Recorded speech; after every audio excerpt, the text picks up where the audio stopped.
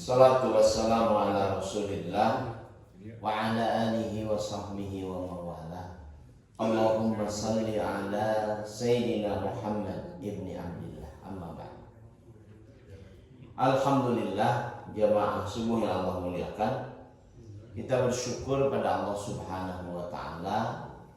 Allah berkenan mempertemukan kita kembali dalam aktivitas yang penuh dengan keberkahan dan kebaikan, yaitu sholat subuh berjamaah di Masjid Al-Kautsar.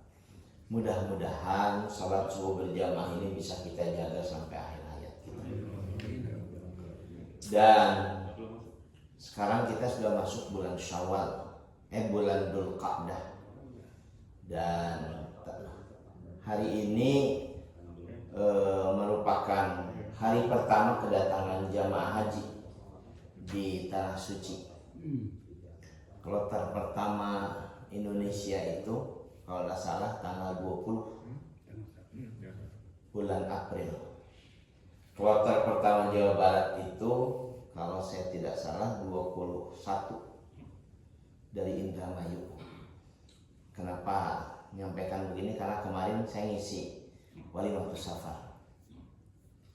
Mudah-mudahan semua jamaah haji kita, khususnya Indonesia dan dari seluruh dunia, Allah berikan kelancaran, kesehatan dan keberkahan.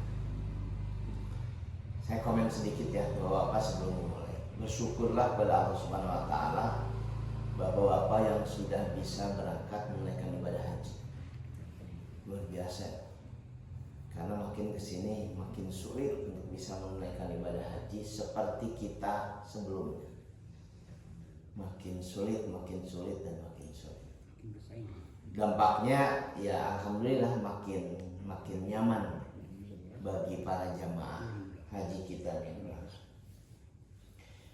Kita masih ngaji tentang bagaimana mengendalikan nafsu. Kalau kemarin kita bercerita tentang faktor yang bisa membuat makin berkembangnya nafsu, yaitu orientasi hidup yang sepenuhnya kepada materi, kebendaan, keberhalaan.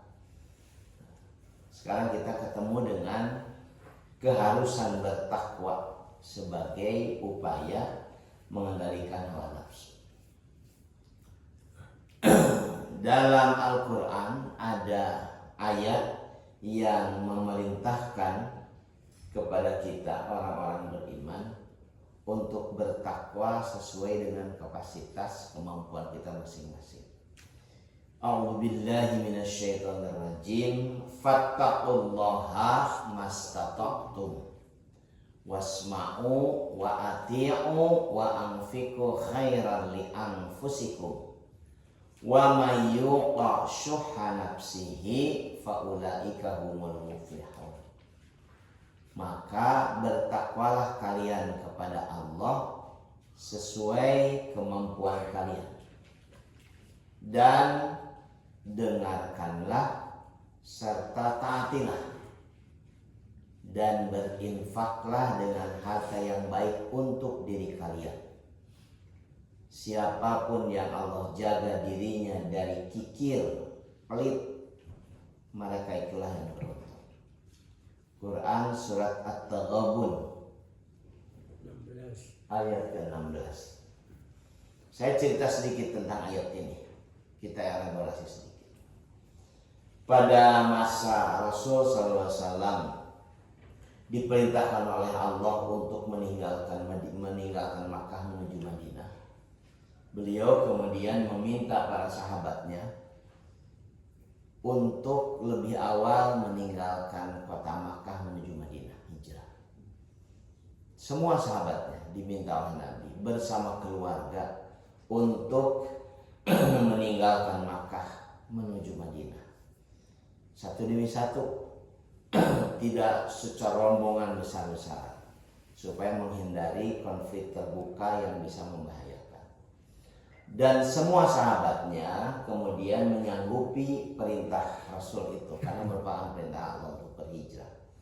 Sampai kemudian ketemu dengan, setelah mereka bertemu Rasul menyanggupi untuk berhijrah, ketika mereka pulang ke rumah, mereka bertemu dengan halangan yang muncul dari orang rumah, dari istri-istri mereka, dari anak-anak mereka. Mereka kemudian bertemu dengan larangan luar biasa yang akhirnya menjadikan mereka tidak berangkat menunaikan kewajiban berhijrah. Cerita kemudian berkembang. Di tahun ke-8 setelah hijrah, Nabi SAW datang kembali ke Makkah sebagai penakluk. Disebutnya dalam Sirah Nabawiyah itu Fathu Makkah, penaklukan Makkah, hampir tanpa perlawanan. Nabi kemudian menaklukkan Makkah selama kurang lebih 30 hari. Ada yang menyebutkan 34 hari, ada yang menyebutkan 32 hari. Nabi SAW berdiam diri di Makkah di masa penaklukan Makkah itu dan menerima ribuan orang setiap hari berbondong-bondong afwajan untuk masuk Islam. Di antara yang datang berbondong-bondong itu adalah sebagian sahabat beliau yang dulu berjanji akan hijrah dengan beliau tapi tidak jadi karena dilarang oleh anak dan istri mereka. Selain meminta maaf pada Nabi, mereka juga akan menghukum anak dan istri mereka. Ada yang berjanji akan menceraikan istrinya, ada yang berjanji akan menghukum anaknya dengan sangat keras karena mereka dipermalukan setelah ternyata Nabi memenangkan posisinya sebagai penakluk Makkah dan lain sebagainya. Turunlah ayat-ayat dalam ujung surat At-Taghabun yang pernah sama-sama kita kaji tentang innama amwalukum wa auladukum fitnah. Sesungguhnya harta dan anak-anak kalian itu fitnah, ujian besar yang boleh jadi akan menghalangi kalian dekat dengan Allah Subhanahu wa taala. Di antara rangkaian ayat yang turun itu ada ayat ini. Fattaqullaha mastata'tum, maka bertakwalah kalian kepada Allah sesuai kapasitas kalian. Allah tahu betul setiap kita punya kapabilitas yang berbeda-beda. Ada yang tidak hanya bisa mengendalikan dirinya, tapi juga sekaligus bisa mengarahkan orang-orang yang bersamanya untuk takwa kepada Allah. Ada yang jangankan ngajak orang lain, ngajak dirinya sendiri sulit. Dia masih belum selesai dengan dirinya. Kadang-kadang dia bisa melaksanakan syariat dengan baik, kadang-kadang justru bisa melalaikan syariat. Dalam bahasa nafsu disebut dengan nafsu lawwamah. Nafsu yang sering mencela dirinya sendiri secara positif karena tidak berhasil untuk mengendalikan dirinya tunduk pada Allah Subhanahu wa taala. Demikian juga kita. Salah satu yang belum tentu berhasil kita lakukan kepada diri kita, apalagi pada orang lain, adalah tunduk sepenuhnya pada Allah Subhanahu wa taala. Karena itu Allah memerintahkannya, bertakwalah kalian kepada Allah mastata'tum, sesuai kemampuan kalian. Dan cara untuk meningkatkan ketakwaan itu adalah wasma'u, dengarkan bagaimana petunjuk syariat sampai kepada kalian, wa ati'u, kemudian patuhi, taati petunjuk syariat itu, wa anfiqu khairan li anfusikum, dukunglah kemampuan kalian bertakwa kepada Allah itu dengan berinfak yang baik bagi diri kalian. Berinfak itu kan seolah-olah kita mengambil dari milik kita dikeluarkan untuk orang lain. Lewat ayat ini dijelaskan secara prinsip bahwa sesungguhnya berinfak itu untuk diri kita sendiri. In ahsantum li anfusikum. Jika kalian berbuat kebaikan, kebaikan itu untuk kalian sendiri. Wa in asaktum, jika kalian berbuat keburukan, falaha, maka keburukan itu juga bagi yang melakukannya. Wa may yuqa syuhha nafsihi, siapapun yang Allah jaga, Allah pelihara dia dari pelit enggan untuk berinfak, tidak mau berbagi, padahal untuk kebaikan dirinya Allah jaga supaya dia tidak pelit. Faulaika humul muflihun, maka mereka adalah orang-orang yang beruntung. Jadi lewat ayat ini Allah yang maha mengetahui tentang diri kita, jemaah subuh yang Allah muliakan, memerintahkan kita bertakwa sesuai kapasitas kita masing-masing. Karena itu bisa berbeda-beda kita. Sekali lagi ada orang yang dalam Sirah Nabawiyah itu seperti Abu Bakar As-Siddiq. Dia bisa menyerahkan bukan cuma dirinya, tapi seluruh harta yang dia kumpulkan 100% untuk kemudian diserahkan pada Nabi, digunakan untuk kepentingan agama. Ada yang seperti Umar bin Khattab, tapi ada juga seperti dikutip dalam penjelasan ayat ini, yang jangankan untuk demikian luar biasa seperti Abu Bakar, ngajak orang rumahnya susah, ngajak anak istri. Itu juga terjadi pada kita. Ada yang makin berkembang kesadaran beragamanya, makin bertemu dia dengan kesulitan dalam kehidupan rumah tangganya. Sulit sekali ngajak orang-orang rumah untuk tunduk pada Allah Subhanahu wa taala.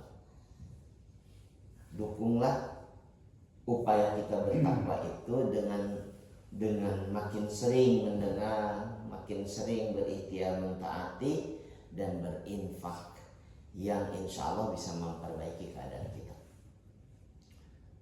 Saya melanjutkan dengan kenapa sih harus bertakwa.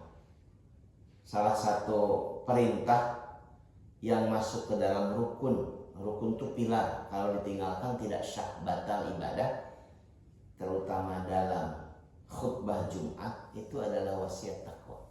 Karena itu bapak-bapak akan mendengar ajakan takwa dari para khatib dimanapun melaksanakan ibadah salat Jumat, karena dia jadi rukun, jadi pilar khutbah Jumat. Kenapa harus bertakwa?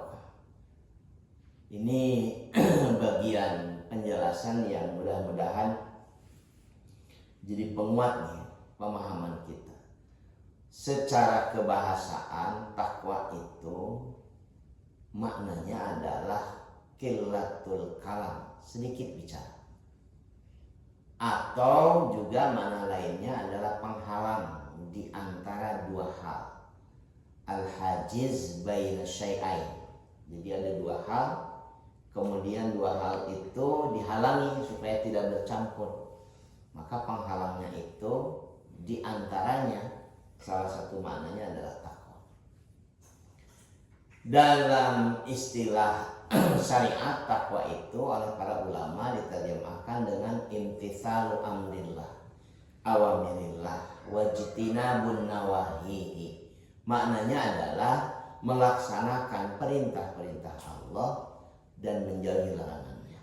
Laksanakan saja sesuai kapasitas kita masing-masing. Ada yang bisa haji, ya berarti wajib haji. Ada yang bisa berkurban, wajib berkurban. Tapi ada yang tidak bisa karena tidak mampu dengan berbagai alasan yang mendukungnya, berarti dia tidak wajib melaksanakan ibadah haji, tidak wajib kurban itu. Dia masuk kategori bertakwa kalau melaksanakan perintah Allah. Sehingga pikirannya, aktivitasnya, waktunya bagi orang-orang beriman itu dihabiskan untuk berikhtiar melaksanakan perintah Allah sesuai kapasitas dia. Dan relevansi dari makna takwa dari aspek bahasa dan dari aspek syariat itu adalah dijelaskan para ulama seolah-olah al-muttaqi itu, orang bertakwa itu menjadikan pelaksanaan terhadap perintah Allah dan menghindarkan diri dari apa yang dilarang oleh Allah itu jadi penghalang, jadi hijab, sekat antara dirinya dengan azab. Jadi semakin kita berikhtiar, jamaah subuh yang Allah muliakan, untuk melaksanakan perintah Allah sesuai kapasitas kita masing-masing, insya Allah semakin jelas, semakin lebar penghalang antara kita dengan azab Allah. Semakin longgar kita melaksanakan syariat, semakin kita tinggalkan kewajiban kepada Allah Subhanahu wa taala, maka semakin tipis jarak antara kita dengan azab Allah. Maksudnya makin tipis itu adalah makin dekat azab Allah itu dalam kehidupan kita. Salah satu yang harus jadi renungan kita ya, misalnya sudah puluhan tahun negeri yang kita cintai ini tidak juga lepas dari krisis, baik krisis politik, ekonomi, kebudayaan, dan lain sebagainya. Terus kita bertemu dengan krisis demi krisis. Kita punya ekspektasi tinggi pada para pemimpin kita, tapi seringkali ekspektasi kita berujung kekecewaan demi kekecewaan. Dalam syariat Islam, apalagi dalam aspek tasawuf, ini gak main-main. Ini adalah dampak dari jauhnya kita dari Allah Subhanahu wa taala. Kalau menggunakan pendekatan takwa, karena dalam ayat tentang takwa itu kan ada ayat yang menjelaskan laukana ahlal qura amanu wattaqau. Andaikan penduduk satu negeri itu amanu wattaqau, beriman dan bertakwa, la fatahna alaihim barakat, maka kami pasti akan membukakan bagi penduduk negeri itu berkah-berkah minas sama'i wal ard, dari langit dan dari bumi. Ini kan gak terjadi pada kita. Padahal kan gak mungkin Allah mengingkari janjinya. Kenapa gak terwujud? Salah satu sudut pandangnya dari aspek syariat adalah karena memang jauh dari ketakwaan. Kalau dikerucutkan qaryah itu jadi qaryah yang sangat kecil, keluarga. Kalau satu keluarga tuh kompak, seluruh membernya, seluruh anggota keluarga itu beriman, bertakwa, berkah tuh keluarga itu. Berkah, penuh dengan kebaikan. Kan makna berkah itu khairan katsira, banyak kebaikan. Anak-anaknya tidak cuma sehat, tapi juga saleh dan juga pintar. Orang tuanya serius mencari nafkah untuk membiayai hidup keluarganya dengan nafkah yang tidak cuma halal tapi yang baik. Maka kita akan menyaksikan keberkahan itu akan dengan keluarga itu. Sekarang kan sulit sekali melihat keluarga-keluarga yang berkah. Ada banyak gambaran dalam Al-Quran. Ada suami yang baik tapi tidak berpasangan dengan istri yang baik. Ada istri yang demikian salehah tapi tidak berpasangan dengan suami yang saleh. Ada orang tua yang baik tapi tidak bertemu dengan anak-anak yang baik. Juga sebaliknya, ada anak-anak yang baik tidak bertemu dengan orang tua yang baik. Atau bahkan orang tua dan anak-anak yang sama-sama tidak baik. Itu kan di Quran sudah banyak modelnya. Ada model Fir'aun, ada model Nabi Nuh, Nabi Lut, ada model Ali Imran, ada model Nabi Ibrahim dan lain sebagainya. Salah satu rujukannya, penjelasannya, ya ini tadi, takwa. Jadi kita ikhtiar, bapak-bapak, sebagai bagian dari impian bersama kita untuk menjadi lebih baik dalam kehidupan kita berkeluarga, bermasyarakat, adalah dengan mengembangkan nilai-nilai ketakwaan. Jadi takwa memiliki posisi sangat penting. Supaya kita tahu bahwa kita sudah bertakwa atau tidak, uji ketakwaan kita dengan ujian-ujian yang tulus, bukan ujian-ujian settingan. Ini yang sedang kita lakukan. Saya diberikan amanah di depan seperti ini. Bapak-bapak jadi mustami, jadi audiens. Ini ujian ketakwaan, tapi boleh jadi tidak tulus. Kenapa tidak tulus? Karena ada settingan. Saya harus menyampaikan, saya harus juga menampilkan. Karena itu seringkali kita ingin menampilkan tampilan yang kita anggap tampilan yang membuat citra kita naik sebagai orang baik dan lain sebagainya. Kapan ujian ketakwaan yang tulus itu? Dalam Al-Quran disebutkan, innal ladzina yakhshawna rabbahum bil ghaib lahum maghfiratun wa ajrun kabir. Tadi malam saya buka kembali tafsir ayat ini. sesungguhnya orang-orang yang takut kepada Tuhannya bil ghaib, dalam keadaan dia tidak melihat Tuhannya, dia tidak menyaksikan, karena Tuhan memang tidak bisa dilihat dengan mata kita. Dalam makna lain, ketika dia sendirian, jauh dari penilaian banyak orang, sendirian, dia takut kepada Tuhannya, lahum maghfiratun wa ajrun kabir. Orang-orang seperti itu yang akan mendapatkan ampunan wa ajrun kabir, dan pahala yang demikian besar. Dalam keadaan sendirian, dalam keadaan jujur, tidak ada kamera, tidak ada orang lain. Banyak orang yang justru merasa dia tidak sedang diawasi oleh Allah Subhanahu wa taala, sehingga banyak melakukan kemaksiatan dan lain sebagainya. Saya ingin menyampaikan satu informasi yang mungkin sangat menakutkan, sangat miris. Ada ulama hafal Quran. Beliau menjadi panutan bukan cuma sekian orang santrinya, tapi juga sekian ribu orang yang menyaksikan tampilannya, menyaksikan, mendengarkan tausiah.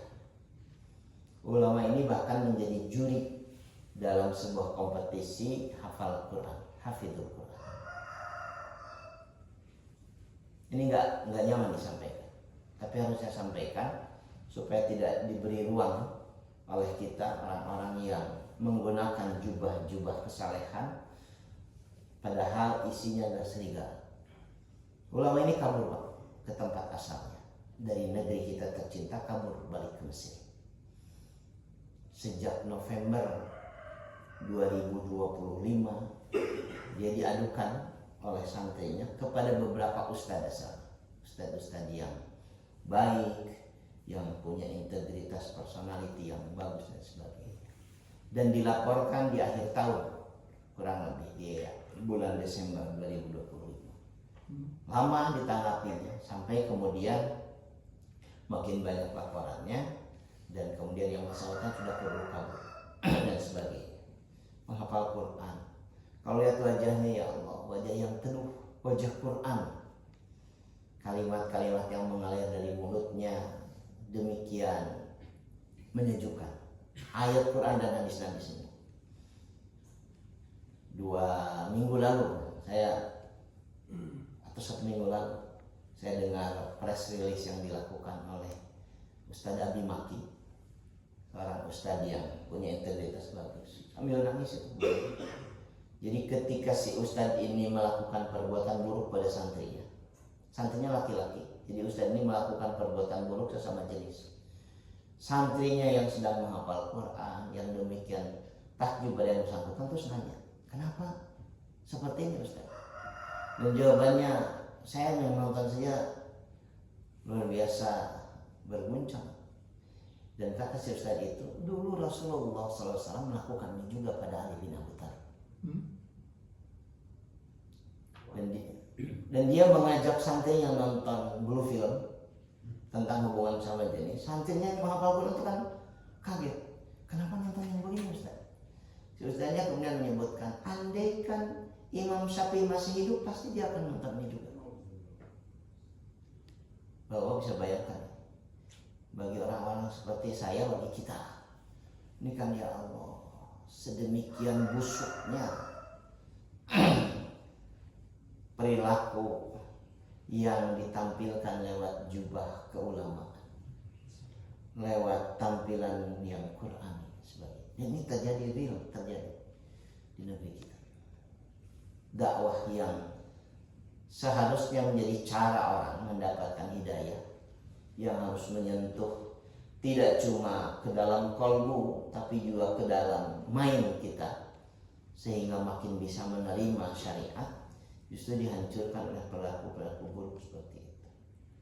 Ayat ini Pak jadi rujukan kita. Kalau Bapak baca tafsirnya, ini adalah ujian apakah takwa kita tulus atau tidak. Kapan? Ketika sendirian, ketika jauh dari orang lain, ketika jauh dari penilaian dan sebagainya. Mereka yang takut pada Tuhannya bil gaib, yang gaib, Tuhan yang tidak bisa dia lihat secara langsung. Kadang-kadang tidak dia rasakan karena tidak akrab dan sebagainya. Tapi dia bisa menahan dirinya untuk tidak melakukan hal-hal buruk. Allah memberikan apresiasi sangat tinggi. Lahum maghfiratun, mereka yang dapat ampunan, wa ajrun kabir, dan pahala yang demikian luar biasa. Kalau banyak, katakanlah, para ustadz yang gagal menampilkan kesalehannya ketika sendirian, apalagi yang bukan para ustadz. Jadi ini salah satu tolak ukur ketakwaan kita ketika sedang sendirian, ketika jauh dari hingar-bingar dan lain sebagainya.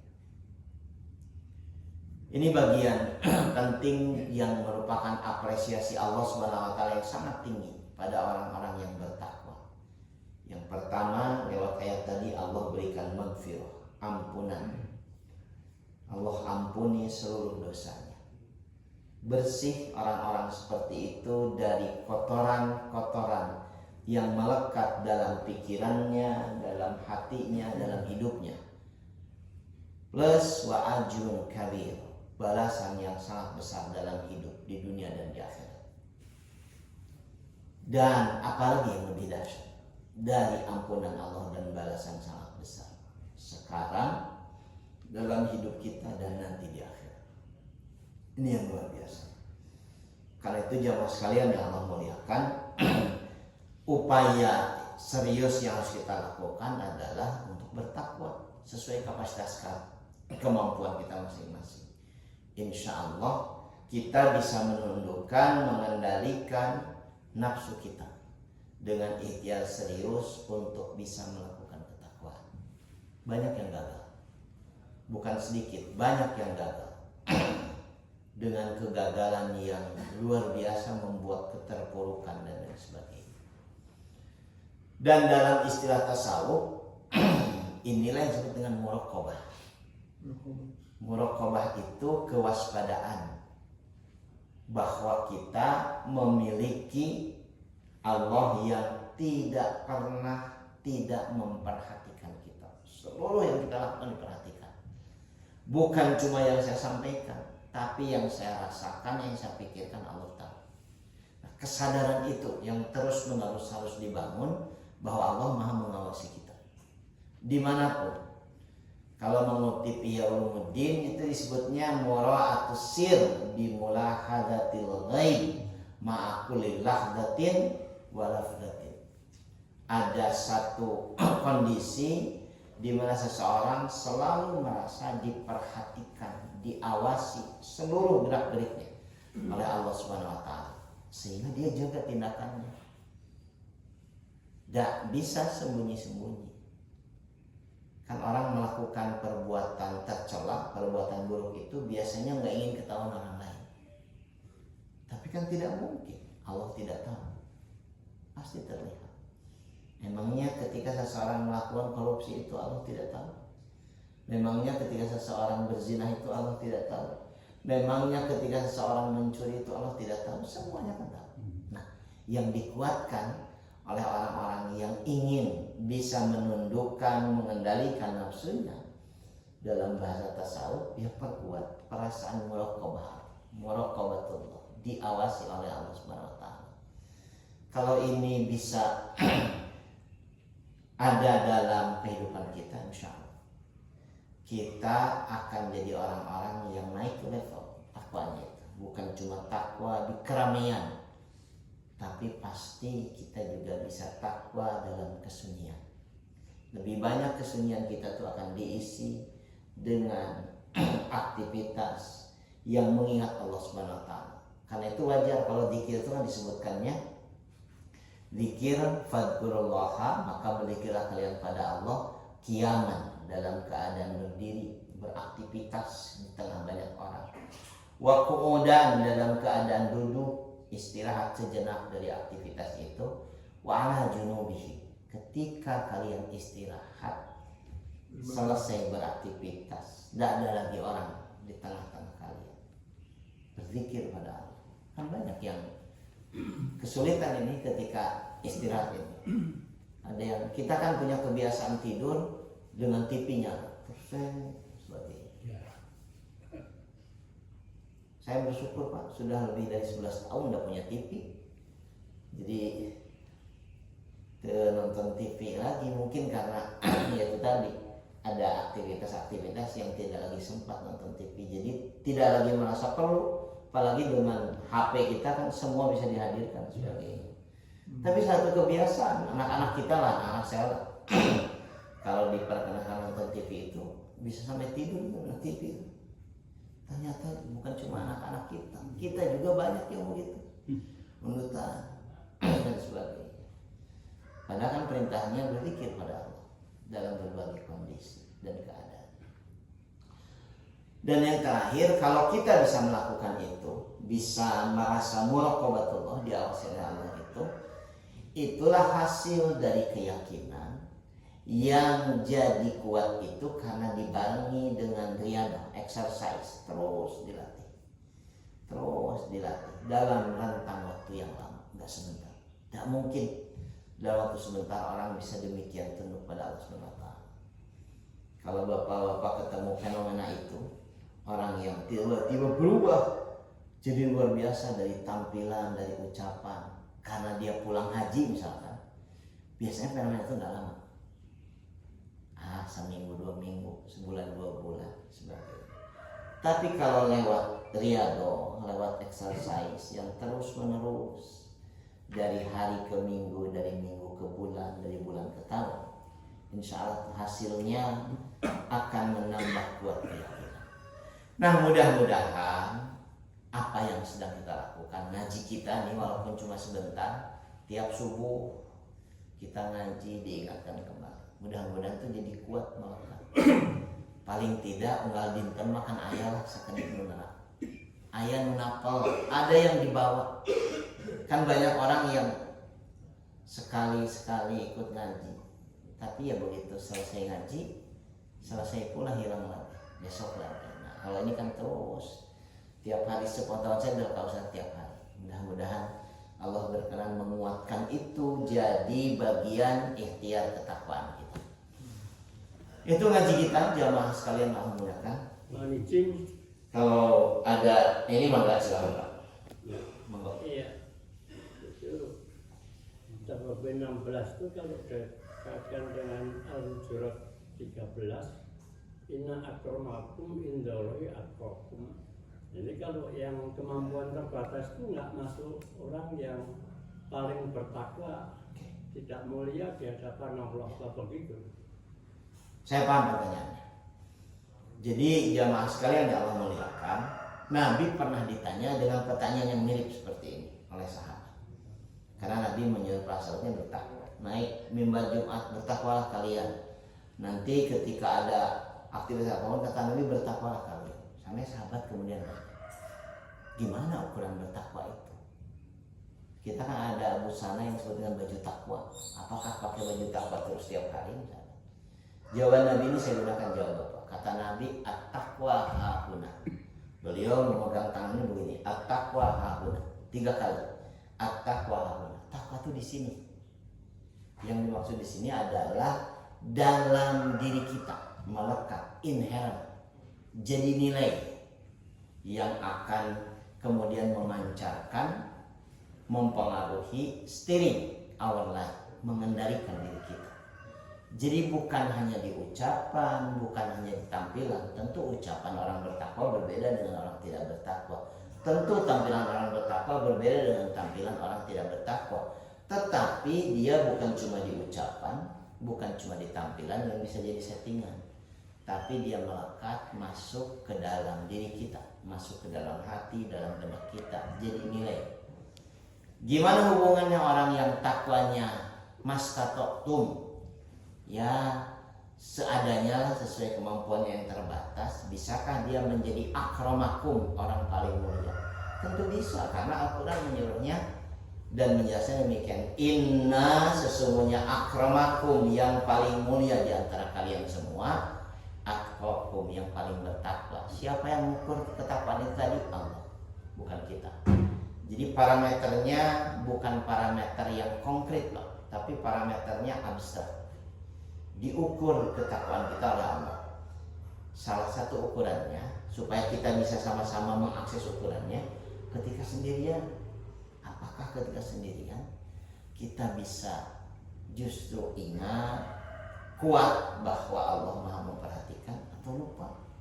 So banyak orang yang baik ketika bebarengan, ketika sendirian maksiat, tontonannya, pikirannya, perilakunya kita sendirian itu maksiat dan sebagainya.